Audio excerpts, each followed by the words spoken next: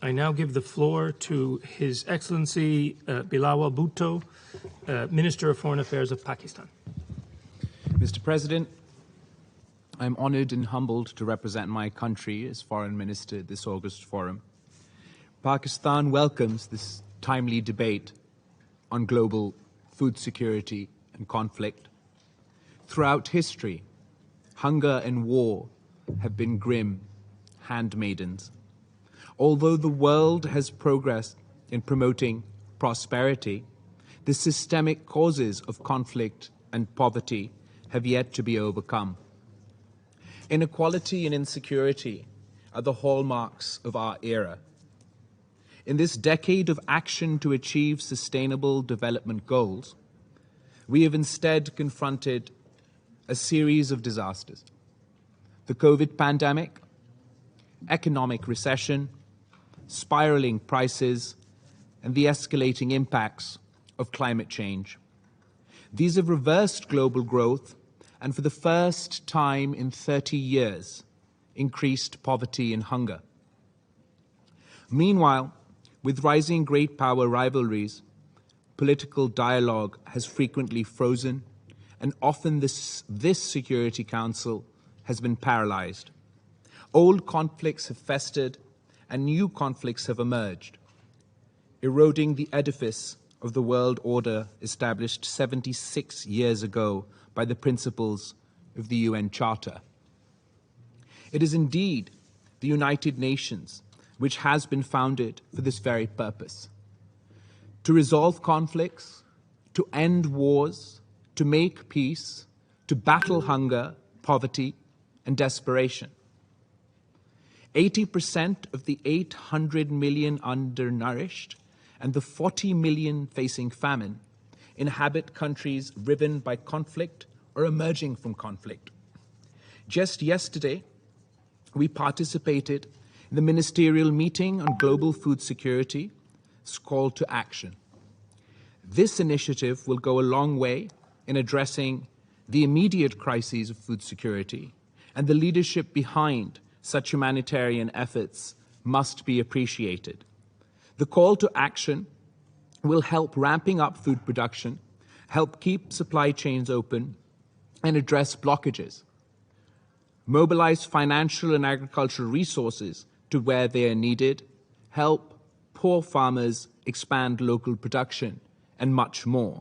Pakistan looks forward to playing its part, its active part, in this bold call to action. We also look to the United Nations to provide the leadership to address the root causes of food insecurity and conflict. Mr. President, the people of Ukraine go hungry due to the ongoing conflict.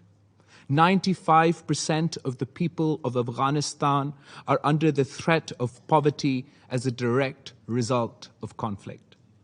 The people of occupied territories in Palestine and Indian-occupied Jammu and Kashmir are constantly imprisoned by perpetual conflict.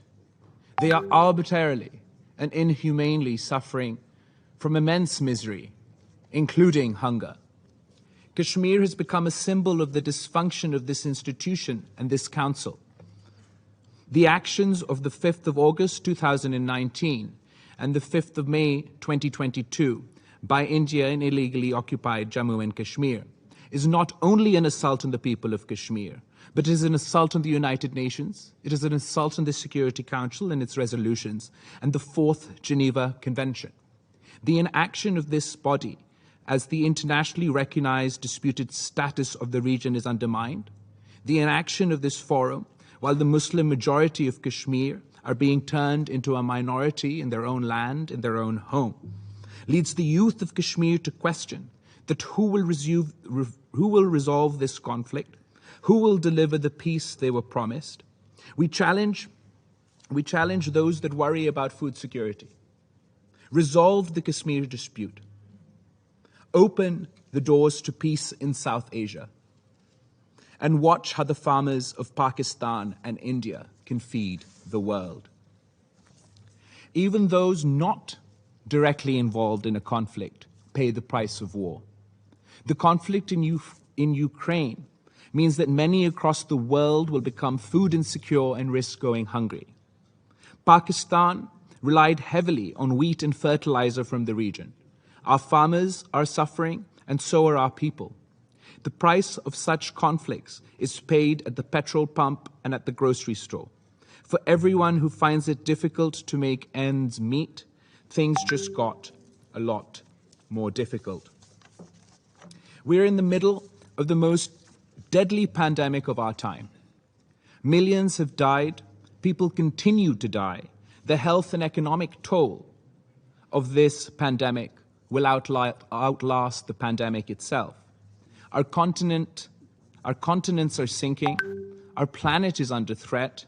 Is it not the time to rise above the conflicts of man and face the threats to humanity? Mr. President, they say history repeats itself, first as a tragedy and then as a farce. They say that when the new wars end, old wars return. At the end of the last Cold War, we saw the beginning of what was to become the new war. Afghanistan was abandoned, and out of the wreckage emerged the Taliban, Al-Qaeda, extremism, and terrorism. Today, Afghanistan runs the risk of being abandoned yet again, and we find ourselves at the precipice of what many fear can be a new era of great power conflict. Pakistan has seen the costs of war up close. We are exhausted by conflict.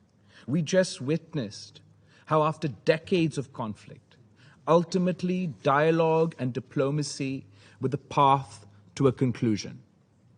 From our own experience, we most humbly and respectfully appeal to you to deploy dialogue and diplomacy in the pursuit of peace before and not after the next great war.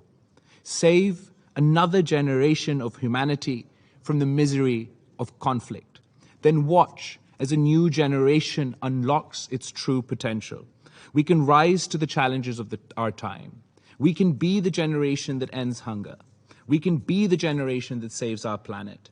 We can be the generation that breaks this cycle, if you allow us. Thank you, Mr. President. I thank His Excellency, Mr. Bhutto.